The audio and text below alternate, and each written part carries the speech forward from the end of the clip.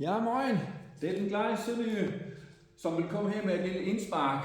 Og ved du hvad? Jeg er kommet herhen i FHF i Horsens, og jeg vil tage dig med herhen for ligesom at vise dig, at hvis du bliver ved med at gøre det, du altid har gjort, så vil du også få det, du altid har fået. Så derfor vil jeg opfordre dig til her som mentaltræner, at du måske prøver at komme ud af din comfort zone og gøre noget nyt noget, fordi når vi gør noget nyt noget indimellem, så vil vi måske se ting på en helt anden måde. Og derfor vil jeg ligesom prøve som mentaltræner og udfordre dig lidt til at måske se det hele fra et nyt perspektiv af.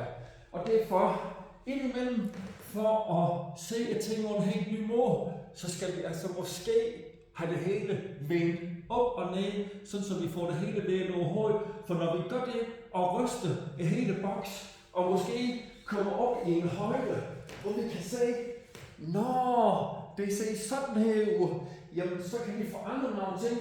Måske skal vi slå en koldbøt, bum, ned og hænge. Gud, det var slet ikke så farligt, når det var du. Ja, og så kan vi komme op og stå. Vi ser det over en ny måde. Det hele bliver sjovere. Måske kan vi så få balance i livet, og når vi har balance i livet, så kan vi komme ud og flyve og svæve, og så er det hele sjovt.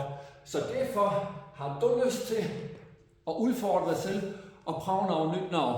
Så prøv lige at gå ind på min hjemmeside, nytlivnu.com, se hvad jeg er i gang med som mentaltræner, og så har du mulighed for at få et helt nyt liv, hvis du begynder at træne dit eget mentale sind og tør at komme ud af comfort zone og gøre noget nyt. Ha' det rigtig godt. Vi ses måske. Moin dog.